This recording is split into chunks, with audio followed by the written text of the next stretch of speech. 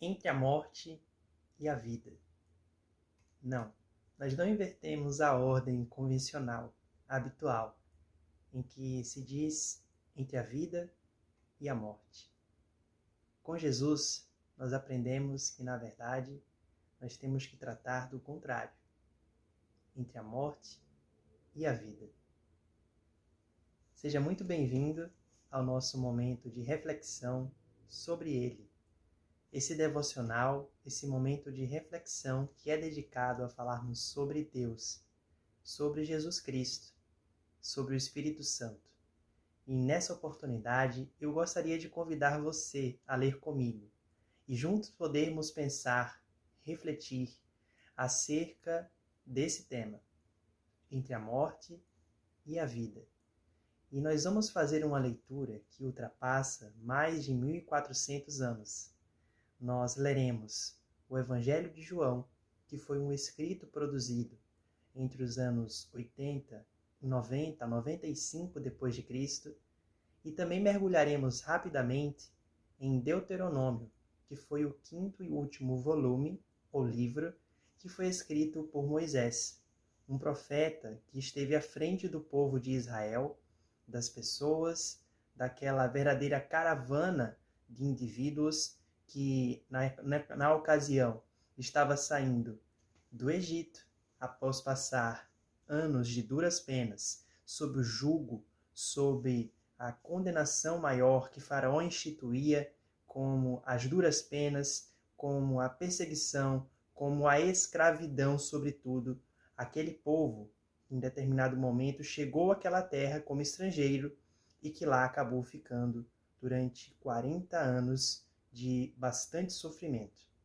Mas Deus, através da sua misericórdia, promoveu o resgate, promoveu salvação, promoveu restauração de um povo abatido. Mesmo que muitos deles, por vezes, questionassem, reclamassem, indagassem a Moisés, que Deus é esse que nos permite estar passando por tormentas, por intempéries, por circunstâncias tórridas. Que Deus é esse que nos permite, após tanto tempo, estarmos atravessando um deserto e que nós não temos nenhuma vista, nenhuma percepção externa, nenhuma pista de que nós estamos chegando realmente no que o Senhor, o Criador dos céus e da terra, havia determinado e havia dito através de Moisés que eles seriam conduzidos a uma terra prometida e que já havia sido anunciada, que já havia sido apresentada através da fala como promessa a Abraão, que foi o patriarca da fé, aquele que recebeu um chamado de Deus quando ele estava na cidade de Ur dos Caldeus, localizada no território da Babilônia. E aquele povo, por volta de 1400 a.C., se encontrava em um deserto. Eles já haviam prevaricado, eles já haviam se oposto, se colocado de modo contrário àquilo que Deus havia dado como ordenança, a lembrar de que os 10 mandamentos, as regras e os estatutos infalíveis e que não poderiam ser questionados pelas pessoas, eles já haviam sido apresentados por Deus a Moisés quando ele esteve no monte chamado Horebe e que o próprio Deus a punho havia escrito em tabuletas ou em tábuas. Mas o povo, ele acabou sendo teimoso. O povo que representa, na verdade, nós, nos dias de hoje, ele por diversas vezes se virou contra Deus. Ele questionou, ele indagou, ele desacreditou. E ele passou a realizar rituais pagãos, eles começaram a adorar figuras de outros deuses, eles começaram a se distanciar do verdadeiro e único Deus. Aquele que os estava cuidando, os estava orientando, por mais que eles não percebessem que o deserto é uma etapa fundamental na trajetória de cada um de nós. E os períodos de deserto, como nós podemos observar na história, diversos precursores de homens ou mulheres de fé. O deserto é como o prenúncio ou o prefácio de uma história surpreendente que Deus está construindo, de pessoas que serão usadas por Ele para a sua glória, para a sua honra, para que a majestade do Senhor seja evidente. Essas pessoas são chamadas, são convocadas, mas elas não vão ter a todo instante fartura material, bem-estar, conforto, tranquilidade externa ou ambiental. Mas os desafios vão surgir. Isso não é motivo para se manter cabisbaixo, não é um motivo para despertar o ódio, um aspecto ou um comportamento ranzinza, de aversão, mas sim para a perseverança, para a determinação, para a confiança, para a fé, para a entrega incondicional àquilo que Deus colocou nos nossos corações. E isso acontecia com o povo em Deuteronômio, que se virou muitas vezes contra Deus, mas Moisés, enquanto profeta, ele era usado pelo Senhor e ele buscava periodicamente, diante das dificuldades que ele encontrava em se relacionar com aquelas pessoas que muitas vezes o questionava, o indagava de forma ferrenha, feroz, audaz, ele também respondia à altura. E muitas vezes, quando as pessoas cometiam algum delito, alguma falta, algum pecado, ele tomava estas dores para si e ele se entregava em oração. Ele orava de modo contumaz, ele orava de modo contundente, firmado e não raso ou oscilante, decididamente para interceder por aquelas pessoas que representa a todos nós em diversos momentos. Mas o tema central desse nosso encontro, desse nosso momento semanal, é para falarmos sobre entre a morte e a vida. Mas afinal, do que isso se trata? Para nós entendermos melhor a razão desse título, nós faremos agora uma leitura no Evangelho escrito por João, que foi um discípulo, que foi um apóstolo, que foi um seguidor, alguém que observou presencialmente muitas das ações, das empreitadas, dos ensinamentos que foram disseminados por Jesus para as pessoas que estavam na Galileia, que era sua terra natal, a região em que ele mais esteve presente e passou ao longo da sua vida, mas também nas suas peregrinações, nas suas viagens, nas suas incursões para outras cidades localizadas mais ao sul, por exemplo, passando por Samaria e chegando até a Judéia, onde estava localizada a Grande Jerusalém. E agora nós vamos ler esse escrito de João, que está no capítulo 19. E fazendo uma breve síntese, nesse capítulo, Jesus ele já havia sido crucificado e antes disso entregue por Judas Iscariotes, que o traiu veementemente. Cristo foi escarnecido, foi maltratado, foi julgado, vilipendiado, maltratado, zombado por dezenas de pessoas. E ele se entregou por nós. Ele assumiu as nossas dores.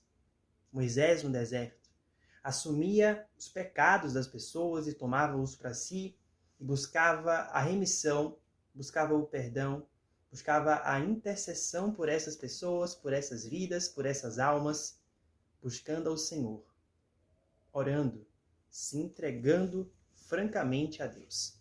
E Cristo, enquanto Filho, e ao mesmo tempo o próprio Deus, como João escreveu, que no princípio, na fundação, na criação, Jesus estava com Deus Pai. E, portanto, Jesus, Deus que se fez homem, encarnado, para aqui estar, para aqui ser passível de sofrer, de penar, de lidar com as emoções, com os sentimentos, com as volições, com as circunstâncias diversificadas que acontecem ao derredor de quaisquer ambientes em que estamos. E ele assim se fez, humilde. Ele se tornou carne, ele passou a habitar entre nós, mas sobretudo dentro dele haviam os elementos necessários para o que nós vamos chamar de vida, que é o sangue, e que é a água. Esses dois elementos têm tudo a ver com a nossa temática central, a nossa base dessa reflexão. Vamos lembrar então desses dois aspectos, dessas duas palavras-chave, água e o sangue. Eu peço que você guarde-as em sua mente, em seu coração, pois falaremos mais sobre ela daqui a pouco. Antes, vamos fazer a leitura no capítulo 19 do Evangelho de João. E essa leitura será feita do verso 33 até o verso 35. Como eu havia dito, Jesus já havia sofrido, já havia sido escarnecido, já havia sido antes abandonado pelos seus discípulos, o primeiro deles, Judas, que o traiu por algumas moedas de prata, por dinheiro, por questões de ganância, de busca, de usurpação de capital.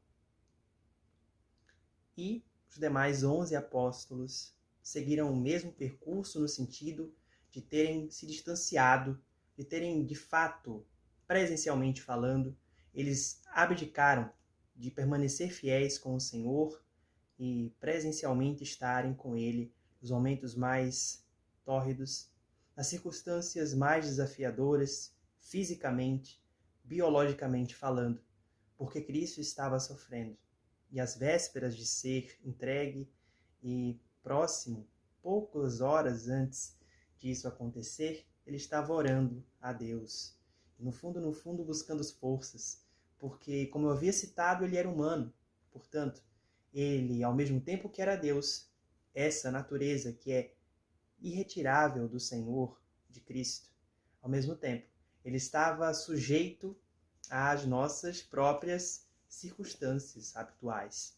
Ele estava tendente a lidar com a ansiedade, por exemplo, uma ansiedade de alguém que iria passar por circunstâncias de elevada pressão, de elevado sofrimento psíquico, biológico, físico, de penúria, de desgaste, de aflição, de maltrato, de desvelo, de ataque contra a sua própria integridade.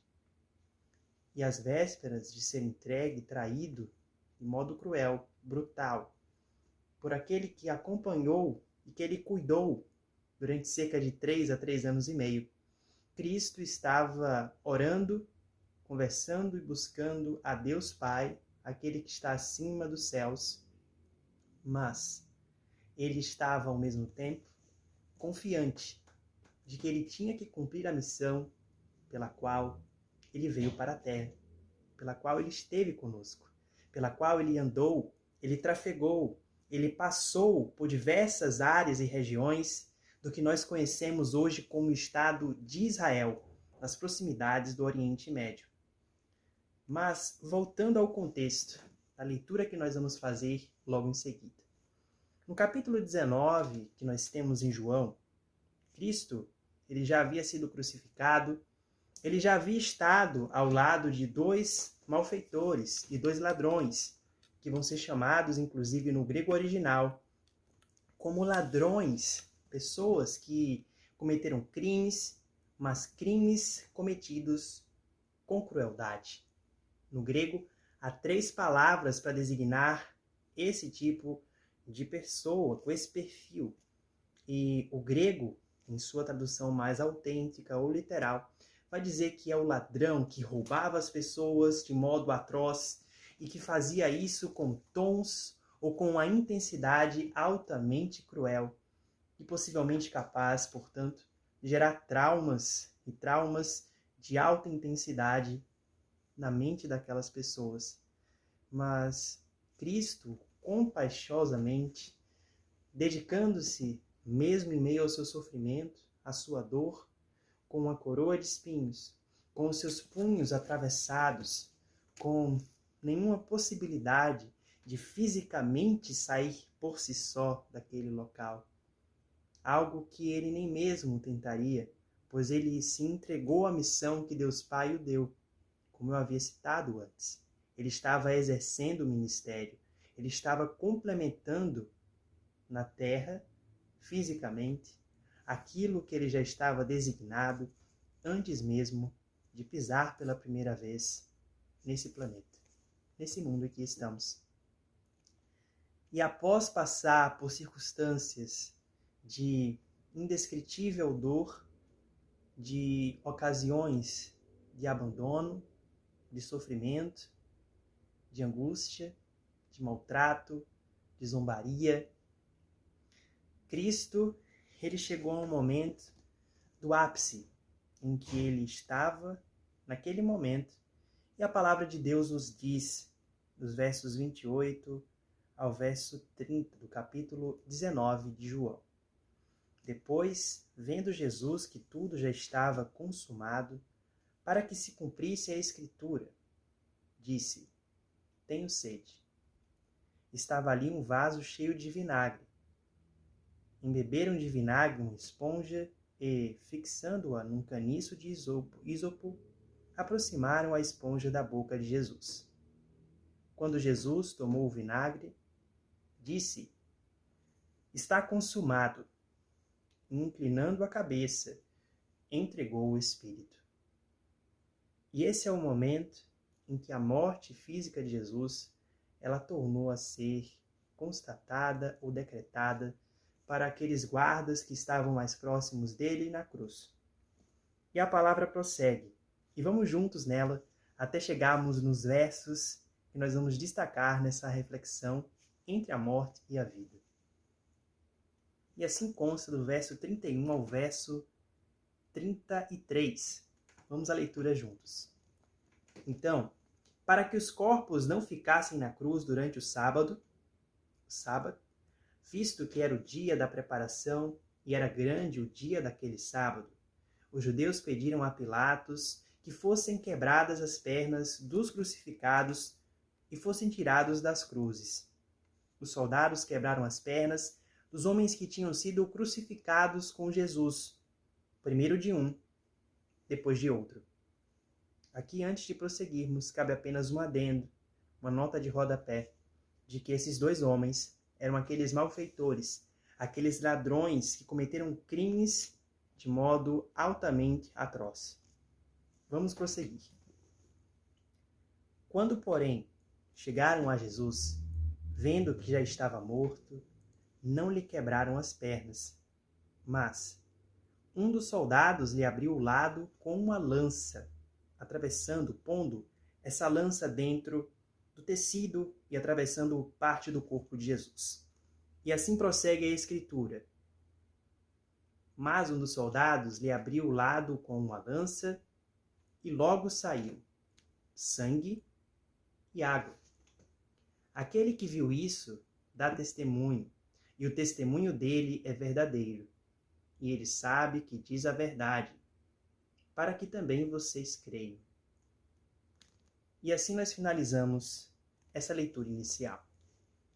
Queridos, queridas, quando nós temos esse relato destacado no verso 34, de que um dos soldados romanos, que estavam ali nas proximidades da cruz, ele atravessa parte do corpo de Jesus com uma lança e sai do seu corpo sangue e água, nós temos basicamente a representação de algo que o próprio Senhor Jesus Cristo, ele havia apresentado ao longo do seu ministério, ao longo das suas caminhadas, das suas peregrinações, dos seus ensinos promovidos para o povo que estava em Israel, para o povo que estava no território da Galileia, ou que porventura já se encontrava um pouco mais ao sul, na descida, em Jerusalém, ou na Judéia.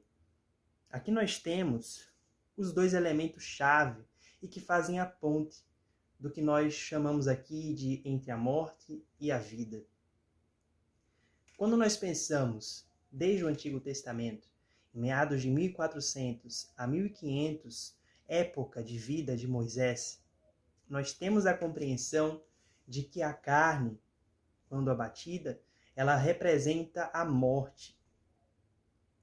E o que está morto, havendo sim a descrição dentro do livro da lei, dentro do que nós chamamos aqui de Pentateuco, esses 5 livros iniciais e que foram escritos, conforme concorda a maior parte dos teólogos e historiadores, escrito por Moisés, ele vai nos apresentar carnes que podem ser assim servidas como alimento para a nossa nutrição. E a carne, basicamente, nós podemos assimilar que ela representa o que está morto e, consequentemente, ali pode ser ingerido. Bom, a carne de animais, por exemplo. Mas, quando nós pensamos no sangue, nós já temos uma advertência muito veemente, severa, clara, de que a palavra de Deus em Deuteronômio, no capítulo 13, vamos fazer agora essa leitura para darmos sequência em nossa reflexão no capítulo 13 de Deuteronômio e voltando um pouco no verso 24, 23 do capítulo 12. Vamos ler juntos esse trecho da palavra de Deus. E assim escreveu Moisés, versos 22 ao 24, para uma leitura mais integrada, mais ampliada. Porém, vocês devem comer destas carnes como se come carne de gazela ou de veado, e delas tanto as pessoas impuras como as puras podem comer. Aqui ele estava falando sobre o tipo de carne que podia ser ingerido pelo povo de Israel. Numa ocasião, cabe apenas salientar, que esse povo estava numa travessia no deserto, a caminho da terra que Deus havia prometido desde a época de Abraão. Eles estavam nesse processo, portanto, de migração da saída do Egito, em meio ao deserto, com um calor escaldante, passando por situações desafiadoras, até chegar na terra prometida chamada de Canaã. E Moisés estava dando instruções, estava convocando, exortando as pessoas conforme Deus o havia colocado, conforme Deus o havia chamado. E assim nós seguimos com a leitura. Somente tenham o cuidado de não comer o sangue, porque o sangue é a vida. E vocês não devem comer a vida com a carne. Não comam o sangue, este deve ser derramado na terra, como se fosse água. Nesse trecho, escrito por volta de 1400 antes de Jesus, nós podemos perceber alguns aspectos bem interessantes para a nossa reflexão e que podem ser instigantes. Nós temos aqui que a carne ela não pode ser basicamente misturada ou tida como equivalente ao sangue. A carne, portanto, nesse sentido aqui, diz respeito ao que está morto ou ao que foi mortificado. O sangue, em contrapartida, ele representa a vida propriamente dita. Então, quando nós fazemos uma analogia, um panorama, uma reflexão associada à nossa trajetória, considerando o pecado cometido no Jardim do Éden, quando o homem e mulher eles desobedeceram a uma das ordenanças que Deus havia instituído para não comer do fruto da árvore do conhecimento da verdade. E o homem desobedeceu. O homem não acatou, não seguiu, não se manteve fiel. E esse primeiro pecado, ele torna a contaminar todos os seres humanos que vêm subsequentemente. Esse pecado, ele passa a circular no nosso sangue. Ele passa a circular e, consequentemente, afetar o que seria a vida, que, segundo a palavra de Deus, conforme Moisés escreveu, a vida, o sangue é a vida, o sangue. A relação, encaixe das duas palavras, esses dois vocábulos. E haveria então um conflito, porque se o pecado ele entra em nós, como aconteceu desde o Jardim do Éden, com o pecado primígeno, o primeiro dos pecados, nós temos aqui um conflito no nosso próprio eu. Primeiro, se nós temos o acometimento, se nós temos a ocorrência do pecado, nós então acabamos morrendo espiritualmente. E o que nos nutre de modo espiritual é o sangue, que representa a vida propriamente dita. E que nessa época o povo ainda não tinha se deparado com ela, porque Jesus vai dizer na sua palavra, no seu evangelho, nas suas boas novas, que ele é a própria vida. Em determinadas ocasiões, ele anunciou dizendo que ele era o pão da vida, o pão que representava um alimento físico fundamental, essencial, corriqueiro das pessoas, e que até hoje, para muitos, ele não pode fazer falta, ele não pode deixar de estar presente no café da manhã, no jantar, para milhões de pessoas. O povo judeu sempre teve também um apreço muito grande pelo pão nas suas refeições, inclusive nas suas festas, como a festa dos pães asmos ou os pães sem fermento, por exemplo, que faz parte da cultura do povo judaico e que foi instituído desde a época do Antigo Testamento, vindo do próprio Deus. Mas voltamos aqui à nossa reflexão. Então, se nós fomos acometidos pelo pecado que veio desde o Éden, desde a primeira geração de homem e de mulher, logo nós não tínhamos a vida propriamente dita.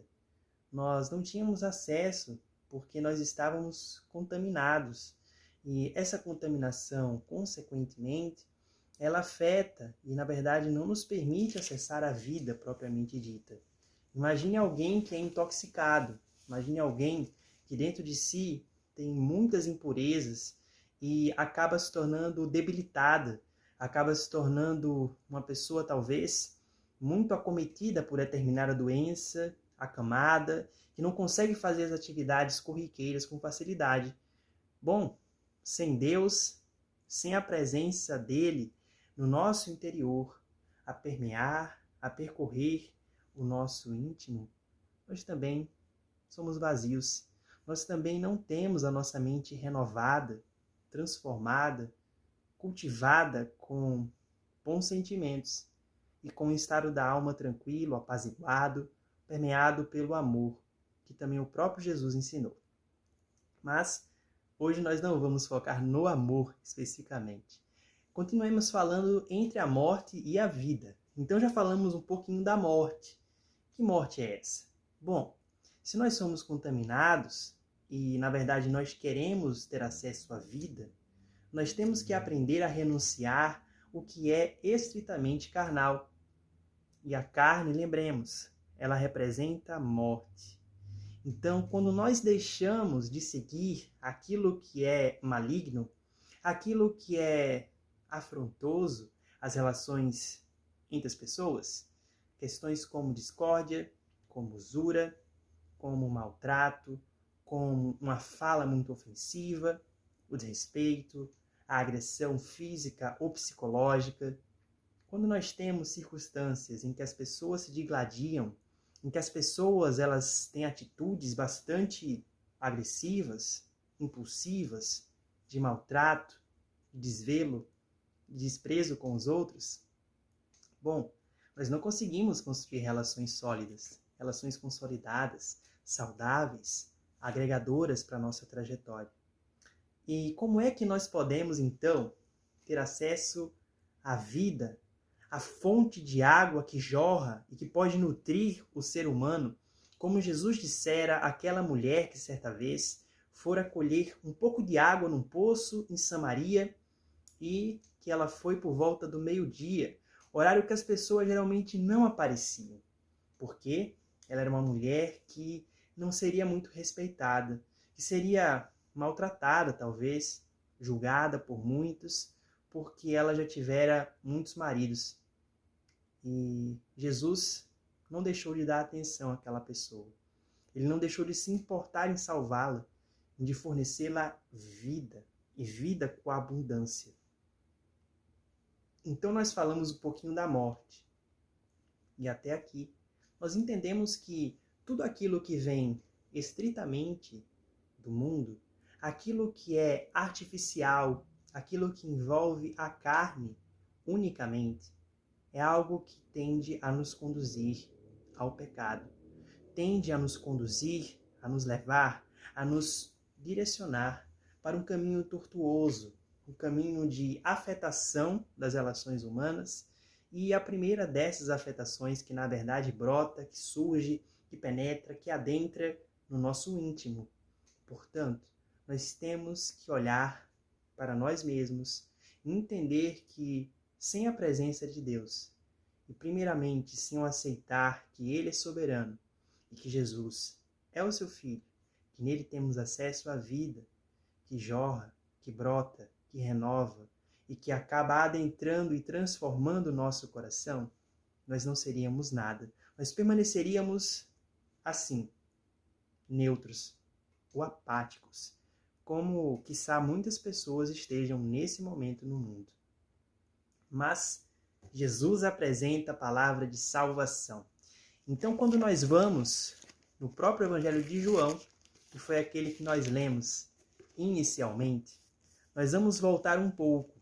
Nós já estamos aqui numa fase mais avançada, quando nós lemos sobre o soldado, após Jesus estar na cruz, e adiante nós vamos falar sobre outros temas.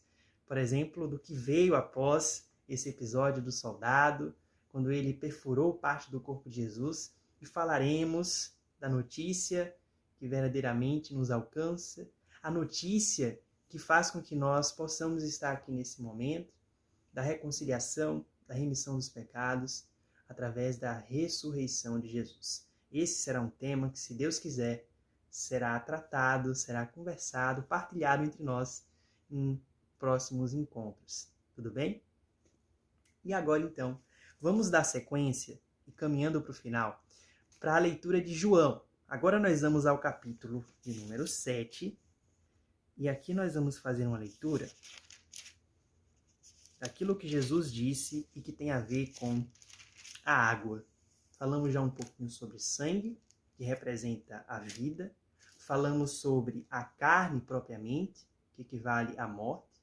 Se nós vivemos apenas para o que é da carne, por exemplo, a questão da atração física, a questão da atração pelos bens materiais, pelo carro do ano, por uma casa estilo mansão, por ser uma pessoa que talvez queira ter status social, fama, muito apreço, exigir das pessoas retornos. Bom, se nós somos estritamente carnais, na verdade, nós estamos perdidos. Isso que acontece conosco quando nós ficamos exclusivamente pautados, direcionados ao que é carnal. E Jesus certa vez disse a um mestre da lei, a um fariseu, a uma pessoa detentora de amplo conhecimento, e ele conversou com um desses chamado Nicodemos. E ele disse que era necessário nascer de novo. Jesus também alertou que nós tínhamos que morrer para nós mesmos e para, de fato, aprendermos a viver. E a vida é o sangue. A morte remete à carne. Portanto, nós não podemos viver exclusivamente voltados ao que a carne nos chama, ao que a carne inflama, ao que a carne tende a despertar ou tende a nos conduzir. Nós temos que ter uma mente transformada, nós temos que ter uma mente renovada pela ação de quem tem a própria vida, de quem é a vida, que é Jesus, como ele se apresentou a muitos de nós e está se apresentando nesse momento em nossas vidas. Então, para nós finalizarmos, vamos aqui a João, capítulo 7. Vamos seguir juntos no capítulo 7. E aqui nós temos um trecho que Jesus estava no último dia de uma festa chamada de Tabernáculos e que, entre os judeus, ela também é chamada de forma bastante clássica como Festa das Cabanas. É uma dessas celebrações, dessas ocasiões tidas como especiais, celebrativas, memorativas, das benesses, dos bens que Deus fez ao povo de Israel desde que ele foi cativo no Egito. A misericórdia, a graça, a plena satisfação que aquele povo poderia encontrar num Deus que cuidava, num Deus que zelava, inclusive quando eles reclamavam, quando eles viravam as costas. E a festa dos tabernáculos, ou essa festa que nós temos das cabanas, como é dito popularmente, ela servia também para celebrar ao Senhor. E Jesus estava participando dessa festa e ele levantou em determinado momento para dizer o seguinte, verso 37 do capítulo 7 de João. Vamos ler juntos para finalizarmos, tudo bem? Se alguém tem sede, venha a mim e beba. Quem crer em mim, como diz a Escritura, do seu interior fluirão rios de água viva. E aqui, meus queridos, eu gostaria de finalizar com as palavras de Jesus nessa ocasião e fazendo uma breve alusão, uma breve referência e menção. Aquilo que aconteceu quando o guarda romano ele perfurou uma das partes de Jesus.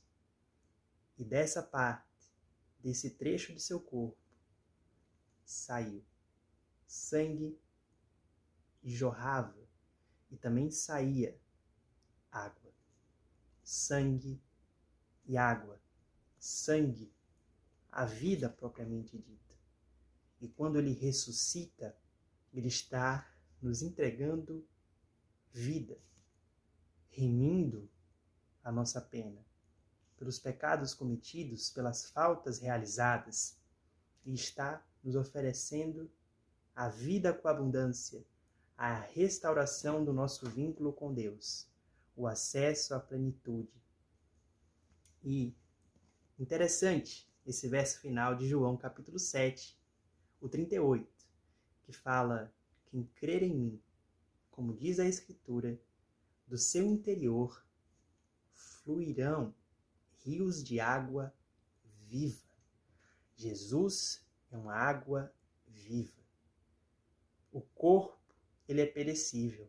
O corpo está associado com a morte. A carne está associada com a morte, como nós vimos.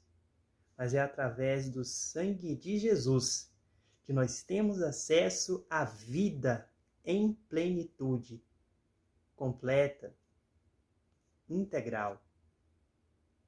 Além dela, não necessitamos de mais nada. E é isso, meus queridos. Essa é a reflexão que gostaria de trazê-los nessa oportunidade, nesse encontro semanal que nós temos.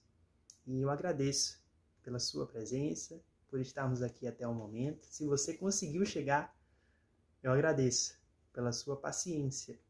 E que Deus possa continuar abençoando a sua vida, com saúde, com uma busca insaciável por essa palavra que representa a água, que nutre, que purifica, que renova, que percorre o nosso interior, para cada vez mais estarmos firmados na vida, que é Jesus Cristo, o nosso Senhor. Que Deus te abençoe poderosamente.